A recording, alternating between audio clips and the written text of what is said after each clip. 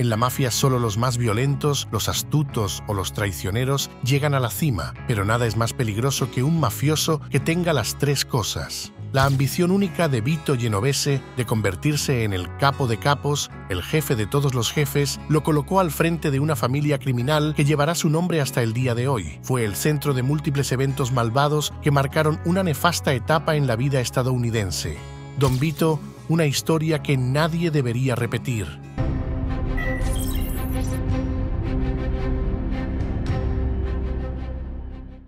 Vito Genovese nació en Italia el 21 de noviembre de 1897, pero su familia emigró a Estados Unidos en 1913 cuando él tenía 15 años, estableciéndose en un sector popular de Manhattan conocido como la Pequeña Italia. Genovese inició su carrera criminal robando a vendedores ambulantes y haciendo mandados para mafiosos. Se dice que desde el principio estuvo involucrado en pandillas callejeras aterradoras que permanecían constantemente en conflicto, donde todo debía resolverse a punta de pistola. Esa era la filosofía de Genovese y sus amigos más cercanos. Los registros policiales muestran que durante sus años de juventud, Genovese enfrentaría cargos por disparar a un hombre en Queens, atropellar y matar a otro en Brooklyn, llevar un revólver cargado en su cinturón y asesinar a otro gángster. Pero antes de eso, Vito Genovese y sus asociados cercanos comenzaron a trabajar para el jugador y mafioso Arnold Rothstein, quien reconoció el posible beneficio de la prohibición y educó a Lucky Luciano, Frank Costello y Vito Genovese para que lanzaran su propia operación de contrabando de alcohol. A finales de la década de 1920, Genovese, al igual que Luciano, ya trabajaban para Joe Masseria, el jefe de una poderosa pandilla en Manhattan, que eventualmente, y bajo otro nombre, se convertiría en la familia que él mismo lideraría. Pero todavía faltaría mucho para eso. Antes del ascenso al poder de Vito Genovese, estalló la Guerra de los Castellamarenses en 1930 entre Joe Masseria y Salvatore Maranzano. Genovese presuntamente asesinó a Gaetano Reina, el líder de una banda del Bronx. Reina había sido aliado de Masseria, pero este decidió matarlo después de que empezara a sospechar que ayudaba en secreto al archienemigo de Masseria, el líder de la banda de Brooklyn Salvatore Maranzano. El 26 de febrero de 1930, Genovese supuestamente tendió una emboscada a Reina cuando salía de casa de su amante en el Bronx y le disparó en la nuca con una escopeta. Masseria tomó entonces el control directo de la banda de Reina, pero Joe Masseria tenía a su verdugo más cerca de lo que pensaba. Como parte de un acuerdo para recibir los negocios de Masseria y convertirse en el segundo al mando de Maranzano, Lucky Luciano aceptó orquestar la muerte de su propio jefe, y por supuesto, Genovese no tendría problema en traicionar a su actual jefe y unirse a las intenciones de un ambicioso Luciano. Finalmente, Lucky atrajo a Masseria a una reunión donde fue asesinado el 15 de abril de 1931 en un restaurante en Coney Island. Uno de los sicarios fue Vito Genovese. Posterior a esto, en septiembre de 1931, Lucky Luciano y Vito Genovese planearon el asesinato de Salvatore Maranzano después de que Lucky recibiera información de que Maranzano planeaba matarlo a él y a Genovese. Así que Luciano y Genovese prepararon un equipo de asesinos para matar a Maranzano primero.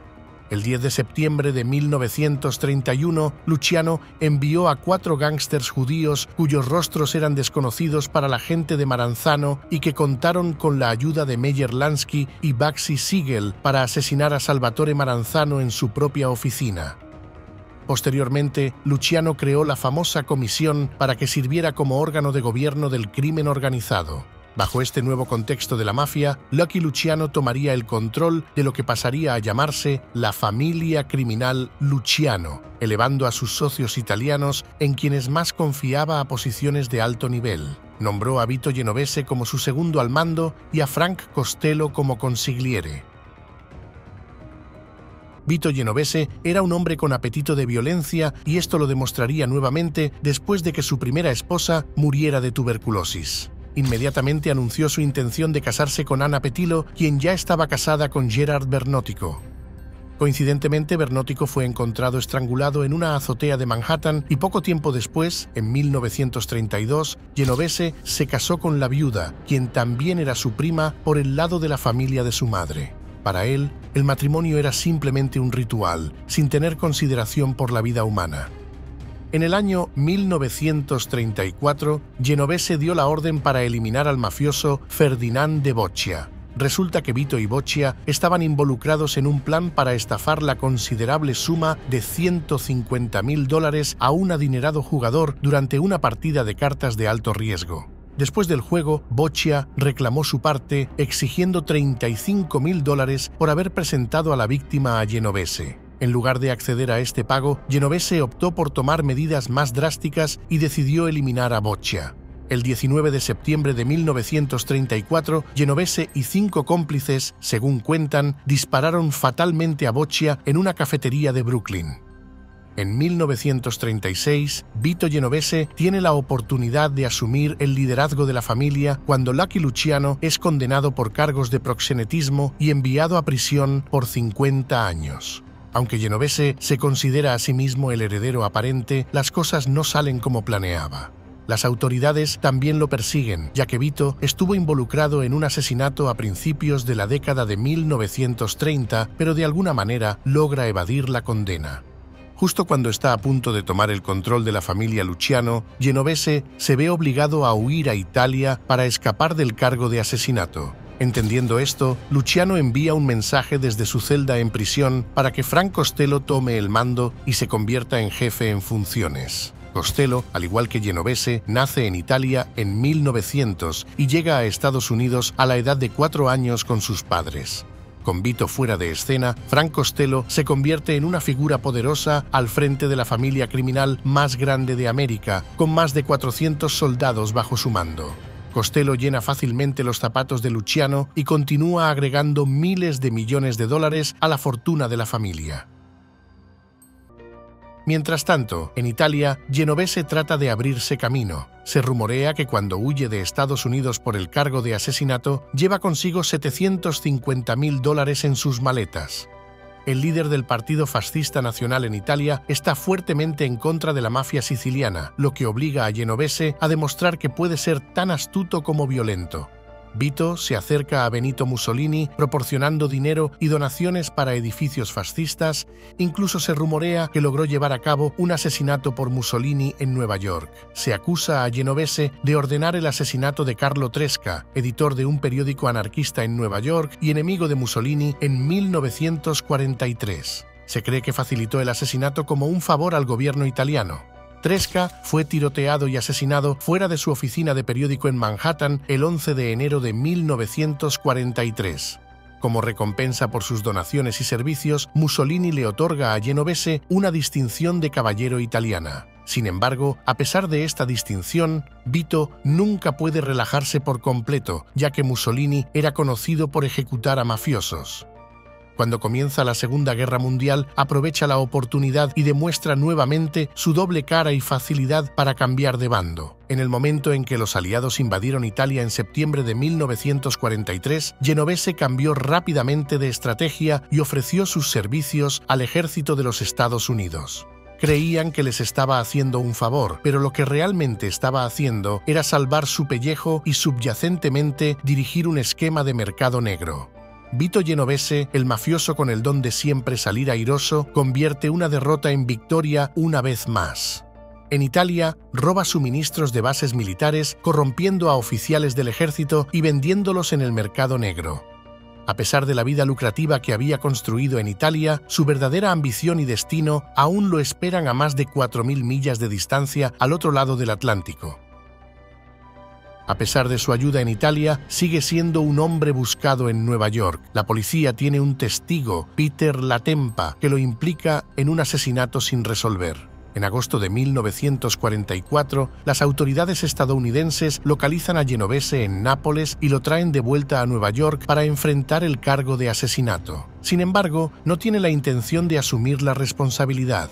En enero de 1945, mientras está bajo custodia protectora, Peter Latempa se queja de problemas de vesícula. Le administran analgésicos y 2 horas después está muerto. El toxicólogo informa que tomó suficientes sedantes para matar a 8 caballos. Con Latempa fuera del camino, no hay caso contra Genovese. El juez le dice que si hubiera un fragmento de evidencia corroborativa, lo habrían condenado de manera mañosa y le reprocha haber eludido la justicia repetidamente. Vito Genovese es un hombre libre, pero ya no era el jefe. Ese sigue siendo su antiguo compañero de familia, Frank Costello, quien prospera como jefe de la familia. Vito pudo reunirse con la familia Luciano en Nueva York después de su liberación en 1946. Sin embargo, ni Costello ni su subjefe William Moretti estaban dispuestos a cederle el poder. Costello se presenta como no mafioso, se ve a sí mismo como un hombre de negocios, rozando a veces con la aristocracia. Con sus conexiones, Costello desarrolla la reputación de ser el jefe que conecta el mundo legítimo con el de la mafia. Candidatos masculinos en el Partido Demócrata iban a él con sombrero en mano buscando su bendición. Cuando la mafia toma control del sistema político y judicial, decidiendo qué proyectos de ley se aprueban y cómo se administra la justicia, es entonces cuando estás en peligro. A pesar de sus vestimentas elegantes, Costello, con su inteligencia, representa una amenaza para Genovese. Vito observa desde la distancia cómo Costello se convierte en una figura importante en Nueva York, intimidado por la inteligencia de Costello y celoso de su capacidad para lograr con palabras lo que él solo podía lograr con una pistola. A pesar de su apariencia civilizada y cultivada, Frank Costello fue uno de los mafiosos más peligrosos en la historia estadounidense. En diciembre de 1946, Meyer Lansky convocó una reunión de los jefes de las principales familias criminales en La Habana. La venta de heroína, el juego en Cuba y qué hacer con Bugsy Siegel y el proyecto en apuros del Hotel Flamingo en Las Vegas fueron los 3 temas discutidos. La conferencia duró poco más de una semana y se llevó a cabo en el Hotel Nacional de Cuba. Durante la conferencia, Lucky Luciano tuvo una reunión privada con Vito Genovese. Durante la reunión, Vito intentó convencer a Luciano de que se convirtiera en el jefe de jefes y dejara que Genovese lo dirigiera todo. Luciano rechazó tranquilamente la sugerencia de Genovese diciendo: «No hay jefe de jefes, lo he rechazado delante de todo el mundo. Si alguna vez cambio de opinión, aceptaré el título. Pero no dependerá de ti, ahora mismo trabajas para mí y no estoy de humor para jubilarme. No me hagas oír esto otra vez o perderé la paciencia». Posterior a esto, Genovese se convirtió en el capo de su antiguo equipo en el Greenwich Village. Pero el 4 de octubre de 1951, el subjefe de la familia Willie Moretti fue asesinado por orden de la Comisión de la Mafia porque los jefes del crimen estaban insatisfechos con su testimonio durante las importantes audiencias y temían que con la sífilis, afectando ahora su cerebro, pudiera empezar a hablar con la prensa. Entonces, Vito Genovese fue nombrado como el nuevo subjefe por Frank Costello. Sin embargo, Vito se da cuenta de que el primer ministro está cometiendo un gran error. Costello prefiere tratar solo con las personas importantes, ignorando a los menos destacados. Descuida a las tropas, centrándose solo en los capos. Los miembros leales de las tripulaciones se quejan de haber sido descuidados y Genovese aprovecha esta insatisfacción como una oportunidad para socavar el liderazgo de Costello. Vito nunca pierde de vista su identidad criminal, mientras que Costello comienza a creer en su propia imagen y mito. Genovese codicia el puesto de Costello, pero tomarlo directamente no es factible debido a la oposición de los jefes. Así que fortalece estratégicamente su posición, acumulando dinero, soldados y sicarios, esperando pacientemente a que Costello cometa un error. Para mediados de la década de 1950, Genovese finalmente decidió enfrentarse a Costello. Sabe que solo tendrá una oportunidad, así que estudia las rutinas de Costello. Descubre que Costello, de 66 años, elige taxis o camina a sus diversas reuniones por la ciudad y viaja en algunas ocasiones sin guardaespaldas, convirtiéndolo en un blanco fácil. Así que Vito finalmente ordena a Vincent Gigante asesinar a Costello. El 2 de mayo de 1957, Frank Costello disfruta de una cena con amigos en un restaurante del lado este. Después de la cena, toma un taxi para regresar a su apartamento. Costello vivía en un apartamento de lujo que daba a Central Park, conocido como los apartamentos Majestic. Aunque sabía que Genovese estaba cerca, Costello estaba tan seguro de sí mismo que entró en su vestíbulo una noche y fue recibido por Gigante, quien levanta su pistola y grita: «Esto es para ti, Frank». Costello está cubierto de sangre cuando llega al Hospital Roosevelt, pero la bala solo ha rozado su cráneo. Frank Costello sobrevive. Cuando las autoridades investigan el intento de asesinato fallido, el portero del Majestic identifica a Gigante como el sicario de Costello. Gigante es juzgado por intento de asesinato, poniendo a Genovese en una posición complicada. Si Costello señala a Gigante, este podría señalarlo a él. Pero en el juicio, Costello respeta la regla de la mafia, el código de silencio, y le dice al jurado que no reconoce a Gigante. Gigante es absuelto y al salir del tribunal se acerca a Costello, le tiende la mano y le dice: «Gracias, Frank». Vito Genovese parece haber evitado un problema en el juicio de Vincent Gigante, pero sabe lo que viene a continuación. Al ver a Anastasia, el hombre conocido como el Verdugo y uno de los sicarios más violentos de la época, era el actual jefe de la familia Anastasia y gran amigo de Frank Costello. Así que lo más probable era que en algún momento contraatacara. Pero Genovese decide golpear primero. El problema era llegar a Anastasia. Él vivía en una mansión en Nueva Jersey, custodiada por perros y cercas de alambre de púas, siempre viajaba con guardaespaldas. Vito Genovese necesita a alguien desde adentro, así que se acerca a un ambicioso hombre de Anastasia, el famoso Carlo Gambino, y lo convence de que ambos estarán mejor con Anastasia muerto. El 25 de octubre de 1957, Albert Anastasia entra en una barbería en el centro de Manhattan. Sus guardaespaldas estacionan el auto en un garaje subterráneo y dan un paseo. Cierra los ojos y se relaja en la silla del barbero. Dos hombres con trajes y pañuelos cubriendo sus rostros se acercan por detrás y no le dan tiempo a reaccionar de buena manera. Al ver a Anastasia, estaba muerto. Con la única línea de defensa de Costello eliminada, Genovese entra en acción. Se declara a sí mismo como el nuevo jefe de la familia. Costello sabía lo que significaba. Su tiempo había terminado, su reinado estaba completo y si no se rendía o abdicaba, iba a ser asesinado. Vito despoja a Costello de todos sus activos de juego e intereses en Las Vegas, Florida, el Caribe y Nueva York.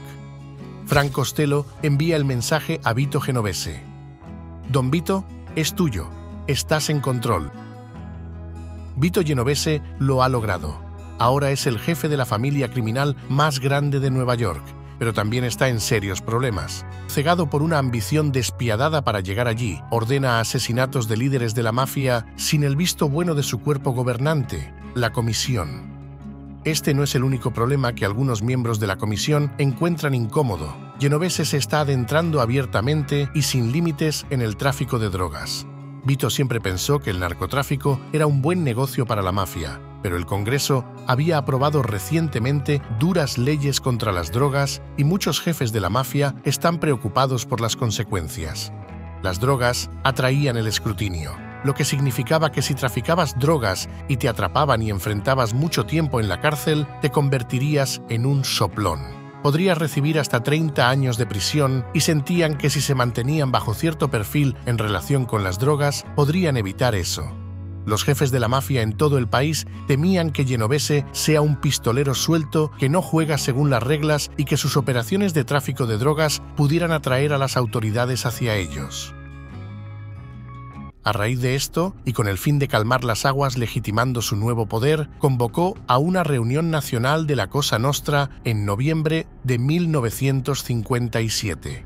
La comisión no estaba programada para convocar otra convención nacional, pero Genovese insistió en que los jefes de todas las otras familias, incluidas las de Nueva York, tenían que reunirse debido a estos importantes desarrollos. Quería que se supiera que era el jefe de una familia, así que eligieron el mismo lugar donde se habían reunido el año anterior, en una convención nacional en un pequeño pueblo del norte del estado de Nueva York. Resultaría ser el error más grande de la vida de Genovese.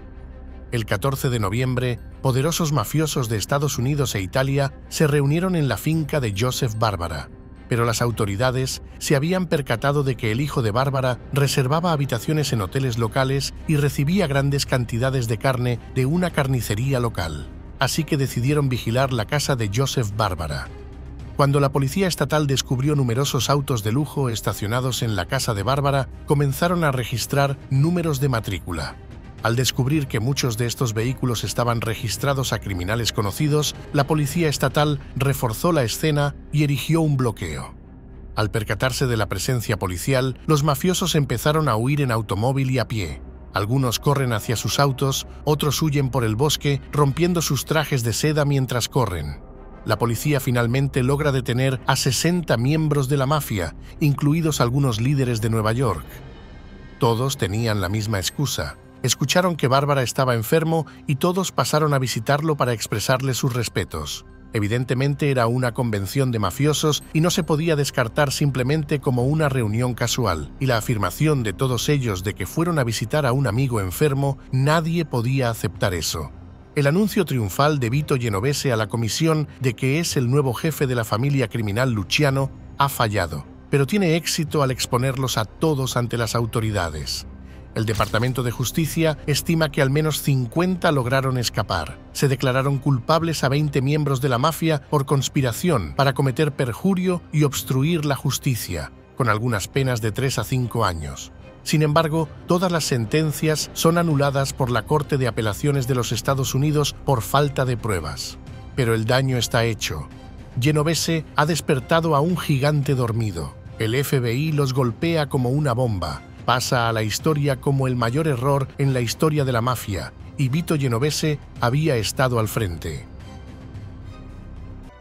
Posterior a esto, se especula que Lucky Luciano y Carlo Gambino ayudaron a pagar parte de los $100.000 a un traficante de drogas puertorriqueño para implicar falsamente a Genovese en un negocio de drogas. No se sabe con certeza si esto fue cierto, pero el 7 de julio de 1958, Genovese fue acusado de conspirar para importar y vender narcóticos.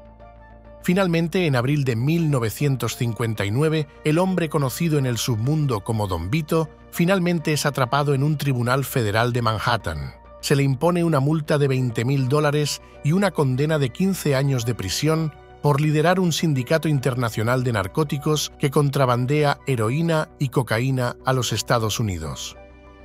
Desde la cárcel, Don Vito no paró su ola de maldad.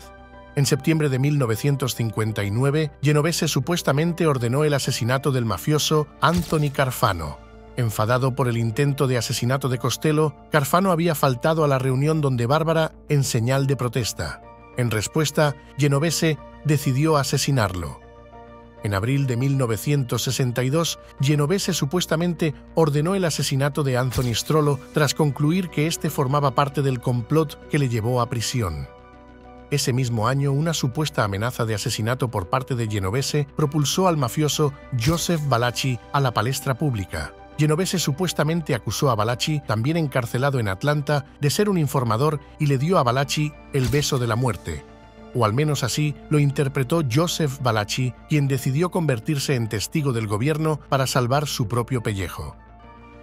Vito Genovese fue uno de los actores clave en introducir la plaga de la heroína y narcóticos en Estados Unidos. Continuó gobernando desde su celda de prisión a la familia criminal Genovese, antes conocida como la familia criminal Luciano, hasta que muere de un ataque al corazón el 14 de febrero de 1969.